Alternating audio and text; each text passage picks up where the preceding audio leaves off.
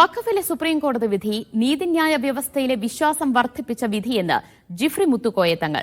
ഉത്തരവ് പ്രതീക്ഷ നൽകുന്നതെന്ന് Jamaat-e Islami Hind assistant secretary Inamur Rahman media വണിനോട് പറഞ്ഞു. വഖഫ് ഭേദഗതിക്കെതിരെ ഉയർന്ന ആശങ്കകളിൽ കഴമ്പുണ്ടെന്ന് സുപ്രീംകോടതിക്ക് ബോധ്യമായെന്ന് സാദിഖ് അലി ശിഹാബ് തങ്ങൾ പ്രതികരിച്ചു. നിയമം പിൻവലിക്കുന്നതുവരെ പോരാട്ടം തുടരുമെന്ന് ജമിയത്തുൽ ഉലമാ ഹിന്ദ് പ്രതികരിച്ചു. സുപ്രീംകോടതിയുടെ ഇടക്കാല വിധി പൂർണ്ണ നീതിയല്ലെന്ന് ജമാഅത്തെ ഇസ്ലാമി കേരള അമീർ പി മുജീബ് റഹ്മാൻ പറഞ്ഞു. വളരെയധികം സന്തോഷകരമാണ്. ജുഡീഷ്യറിയിൽ നമുക്കുള്ള വിശ്വാസം ഒന്നും കൂടി വർദ്ധിപ്പിച്ചിരിക്കുകയാണ്.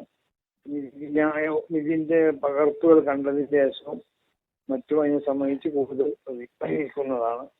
इसी तरीके से स्टेट वक्फ बोर्ड्स और सेंट्रल वक्फ काउंसिल के अंदर जो एक बड़ी तादाद में गैर मुस्लिम नॉन मुस्लिम्स की मेंबर्स की शामिल कर दी गई थी और जिससे पूरा कंपोजिशन ही डिस्टर्ब हो गया था वक्फ का, उसको लिमिट करके 3 और 4 पर लिमिट कर दिया गया है. വിധിയുമായി ബന്ധപ്പെട്ട് സൂക്ഷ്മമായ പഠനം ഇനിയും നടക്കേണ്ടതുണ്ട്. ഒന്ന്, അതോടൊപ്പം തന്നെ നിയമപരവും രാഷ്ട്രീയവുമായ ഇടപെടലുകളും പോരാട്ടവും മുന്നോട്ട് കൊണ്ടുപോകേണ്ടതുണ്ട്.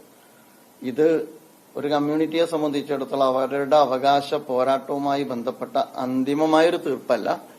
അന്തിമമായ വിധിയും അന്തിമമായ തീർപ്പും അനുകൂലമായി തീരുന്നത് വരെയുള്ള ജനാധിപത്യപരവും നിയമാനുസൃതവുമായ ഇടപെടലുകൾ എല്ലാ ജനാധിപത്യ വിശ്വാസികളുടെയും ഭാഗത്തിന്